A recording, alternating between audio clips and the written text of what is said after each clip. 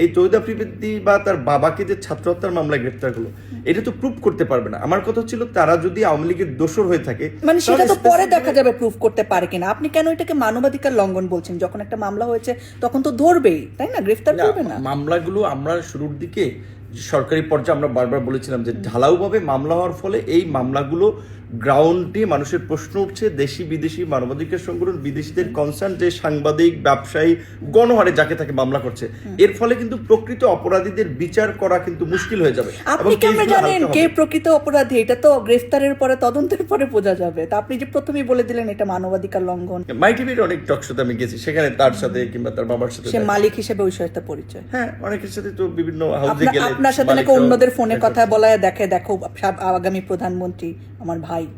এটা আসলে ওই ছেলেটা ছিল আরেকটা ছাত্রলীগের মানে বোধহয় ডেমরা থানার একটা নেতা। মানুষের অনেক অনেক প্রশ্ন না, আপনি তৌহিদ আফ্রিদিকে নিয়ে মানুষের মনে অনেক প্রশ্ন। এটা ছোট বিষয়, কিন্তু আপনি তো সরব আছেন, এই জন্য আমি প্রশ্নটা করতেছি। তৌহিদ আফ্রিদি থেকে আপনি টাকা নিছেন কিনা, তার সাথে আপনার কি সম্পর্ক, তার গ্রেফতার নিয়ে আপনি কেন এত সরব?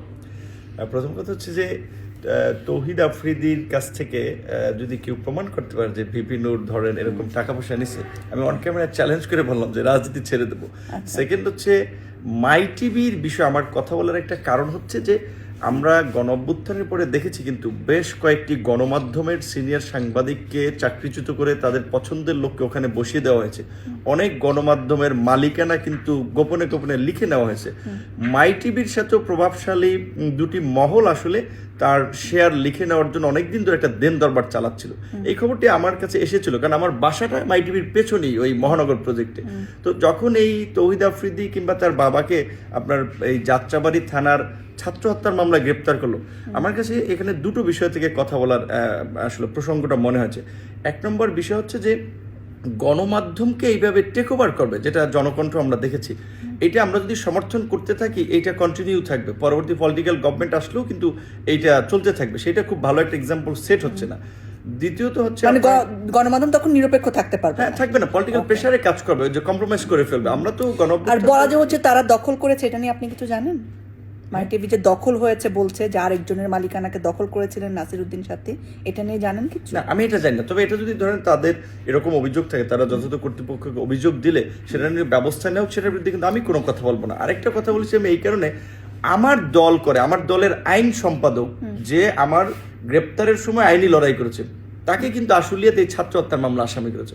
অর্থাৎ এই মামলায় অনেকে যে পলিটিক্যাল মোটিভ থেকে অনেককে জড়িয়েছে সেটা একটা নমুনা। সেকেন্ড হচ্ছে এই তৌহিদ আফ্রিদি বা তার বাবাকে যে ছাত্র হত্যার মামলায় গ্রেফতার করলো, এটা তো প্রুফ করতে পারবে না। আমার কথা ছিল তারা যদি আওয়ামী লীগের দোষর হয়ে থাকে, মানে সেটা তো পরে দেখা যাবে প্রুফ করতে পারে কিনা। আপনি কেন এটাকে মানবাধিকার লঙ্ঘন বলছেন? যখন একটা মামলা হয়েছে তখন তো ধরবেই, তাই না? গ্রেফতার করবে না। মামলাগুলো আমরা শুরুর দিকে সরকারি পর্যায়ে আমরা বারবার বলেছিলাম যে ঢালাওভাবে মামলা হওয়ার ফলে এই মামলাগুলো গ্রাউন্ডে মানুষের প্রশ্ন উঠছে, দেশি বিদেশি মানবাধিকার সংগঠন, বিদেশিদের কনসার্ন, যে সাংবাদিক, ব্যবসায়ী গণহারে যাকে তাকে মামলা করছে, এর ফলে কিন্তু প্রকৃত অপরাধীদের বিচার করা কিন্তু মুশকিল হয়ে যাবে। আপনি কেমন জানেন কে প্রকৃত অপরাধী? এটা তো গ্রেফতারের পরে, তদন্তের পরে বোঝা যাবে। তা আপনি যে প্রথমেই বলে দিলেন এটা মানবাধিকার লঙ্ঘন, এটা কেমনে বললেন? আমার তো একটা যে পলিটিক্যাল লিডার হিসেবে সমাজের চলমান অসঙ্গতি নিয়ে কথা বলাটা আমি মনে করি আমার দায়িত্ব, এবং আমি সেটা করি। যেমন আমি বলছি যে আগে এই সরকারের দুর্নীতি দুঃশাসন দূর করার জন্য আগে সরকারি অফিস আদালতকে দুর্নীতি মুক্ত করতে হবে। তার জন্য সরকারি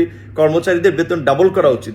বেতনের স্কেল যে 20 গ্রেড রয়েছে, 20টা গ্রেড, আমি বলছি এখানে 8 থেকে 10টা করা উচিত। আমি বলেছি যে শিক্ষকরা সেকেন্ড ক্লাসে চাকরি করে তারা কিভাবে ফার্স্ট ক্লাস নাগরিক তৈরি করবে, শিক্ষকদেরকে ফার্স্ট ক্লাস সকলকে তৈরি করবে। তৌহিদ আফ্রিদিকে আপনার আদরের ছোট ভাই নাকি? না, এটা একেবারেই ভুল কথা। তার সাথে ওইভাবে আমার কোনো ব্যক্তিগত কোনো সম্পর্ক নেই।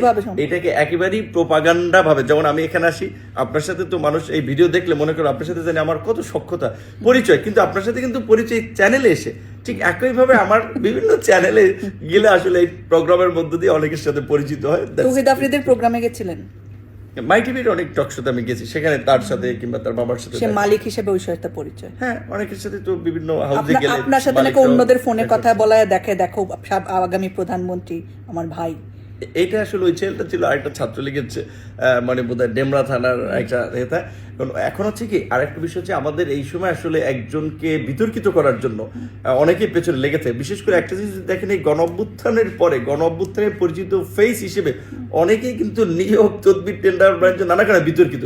সেটা আমার বিরুদ্ধে কিন্তু এই 1 বছরও একটা সুস্পষ্ট অভিযোগ কেউ করতে পারে আপনাকে বলে বিকাশ নূর ঈর্ষান্বিত হয়েও কিন্তু এখন আমার বিরুদ্ধে কিন্তু অনেকে এই ধরনের নানান ধরনের প্রোপাগান্ডা ছড়াচ্ছে, বিতর্কিত করার চেষ্টা করছে। বাট আমি তো অলওয়েজ যে কোনো চ্যালেঞ্জকে অ্যাকসেপ্ট করি যে আসেন আপনার কাছে কার কি তথ্য প্রমাণ আছে আমি ফেস করবো, বিকজ আই এম ক্লিয়ার, যে কারণে আমি শক্ত স্ট্যান্ড নিয়ে থাকি যে কোনো ইস্যুতে। Thanks for talking with us, thank you.